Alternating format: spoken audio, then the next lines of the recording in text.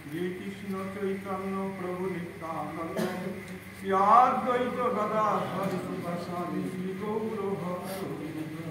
হরে কৃষ্ণ কৃষ্ণ কৃষ্ণ হরে হরে, হরে রাম রাম রাম হরে হরে। আজকে প্রতি পাবন গৌরহরি 537 বছর আগে আমাদের এই ধরা ভূমিতে এসেছিলেন। এই ভগবান গৌরহরি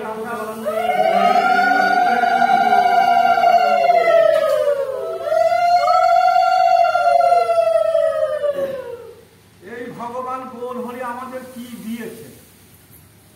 আমরা গৌর আবির্ভাবে তত্ত্বটি অনুভব করি। ওই গুরু বৈষ্ণবের স্মরণ ওগুলো তো আমরা বারো মাসেই শ্রবণ করি। আজকে দুদিন আগে, অর্থাৎ এটা 3 দিনের দিন, আজকে আমাদের এখানকার উৎসব। পতিত পাবন গৌরহরি আমাদের কি দিতে এসেছিলেন? আমরা কি পাইনি? সবার মুখে মুখে শুনি কবিরাজ গোস্বামী লিখেছেন, জীবের উদ্ধারের লাগি নন্দসূত হরি ভুবনে প্রকাশিত হন গুরু রূপে। তাহলে গুরুকে কোন গুরু সেবা করব?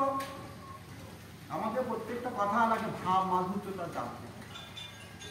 এখন যে আমার কর্ণে মন্ত্র দিয়েছে সেই গুরুদেবের চলন ধোয়া জল চরণামৃত বলে। ওখানে মনে নিজেই বাঁচে না, নিজেই হসপিটালে যায়, তার নাকের ভেতরে নলতার স্যালাইন দিতে হয়, তার রক্ত দিতে হয়, ওই গুরুর কথা বলে। এটা জড়িয়ে তো কবিরাজ গোস্বামী বলেছেন, কিবা বিপ্লব কিবা ন্যাসী সূত্র কেন নয়, যেই কৃষ্ণ তত্ত্ব বেত্তা সেই গুরু। তাহলে গুরুদেবটা আমরা যে স্বরূপ থেকে দেখছি, আমিও গুরু আশ্রয় করেছি, সুতরাং সেই গুরুটিকে আমরা ওই গুরু পর্যায়ে দেখছি না। যিনি কৃষ্ণ তত্ত্ববেত্তা, কৃষ্ণ তত্ত্বটি গুরু তত্ত্ব। গুরুদেব আমার কর্ণে মূল যেটা প্রদান করেছেন ওটা গুরুদেবের নিজস্ব সম্পদ নয়, ওটা গুরুদেব তার গুরুদেব তার গুরুদেব তার গুরুদেবের কাছ থেকে প্রাপ্ত হতে হতে এসেছে।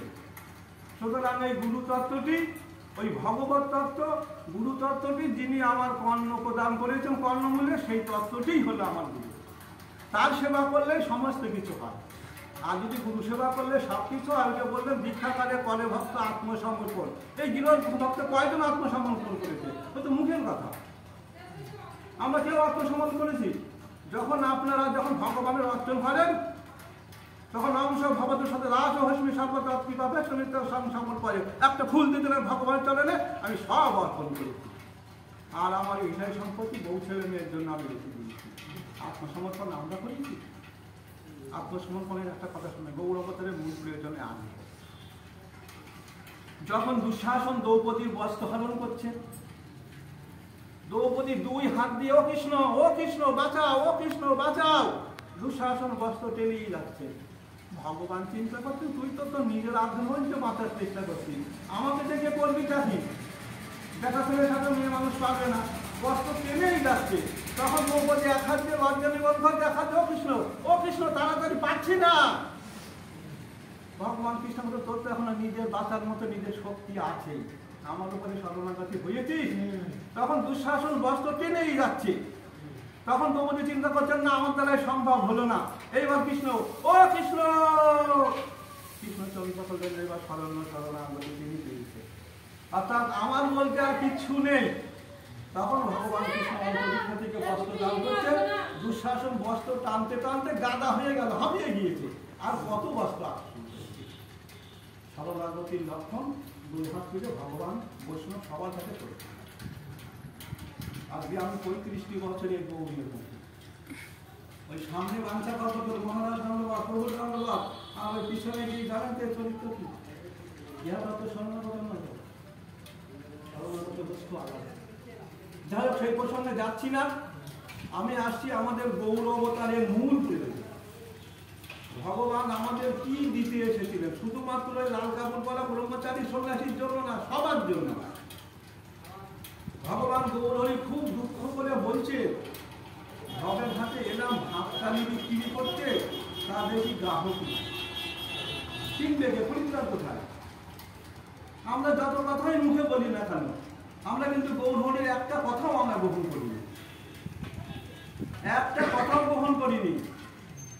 ভগবান তখন খুব দুঃখ করে করে বলছেন যে আমি ভোগের হাটে ভাবকালি বেচতে এলাম, দেখি যে গ্রাহক নাই। আবার পরে বলছেন যদি কেউ অল্প স্বল্প মূল্যেও নেয় তাহলেও ভাবকালি দিয়ে যাবো, আমি ফিরিয়ে নিয়ে যাবো না।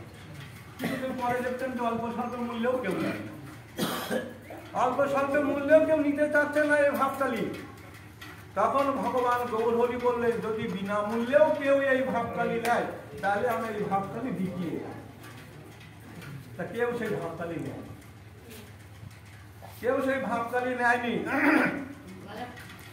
যে পূজক বিগ্রহ হরে কৃষ্ণ, যে পূজক বিগ্রহ অদ্বৈত প্রভুর আহ্বানে ভগবানকে এনেছিলেন, অদ্বৈত প্রভু জগদানন্দকে দিয়ে তর্জা করিয়েছেন। বাউলকে কহিও হাতে হইয়া আছে বাউল, বাউলকে কহিও হাতে বিকায় না চাউল, বাউলকে কহিও কথা কহিও আছে বাউল। অর্থাৎ অদ্বৈত প্রভু তিনি দেখে নিয়েছেন, তিনি প্রেমের ভান্ডারী, ভক্তির ভান্ডারী নিত্যানন্দ অদ্বৈত দেখে নিয়েছেন এই বাজারে আর বিক্রি হচ্ছে না, কেউ আর নিচ্ছে না ভাবকালি। তখন তিনি বিদায় দিয়ে দিলেন।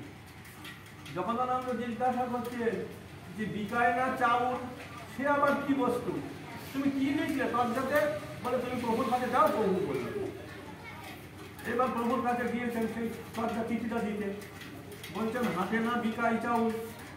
অদ্বৈত পাঠালেন পৃথিবীকে, কি প্রভু? বলে জানো তো পুজো বিগ্রহ যখন ঠাকুর পূজা করে তখন প্রাণ প্রতিষ্ঠা করে, প্রাণ প্রতিষ্ঠা করার ফলে যদি আপনারা জানেন তাহলে বুঝবেন ওই সুতোটা কেটে দিয়ে প্রাণ প্রতিষ্ঠাকে ভাত নাড়িয়ে দিতে হয়, অর্থাৎ বিসর্জন হয় জল করে। তার গৌরহরিকে ডেকে নিয়ে আসছিলেন অদ্বৈত প্রভু।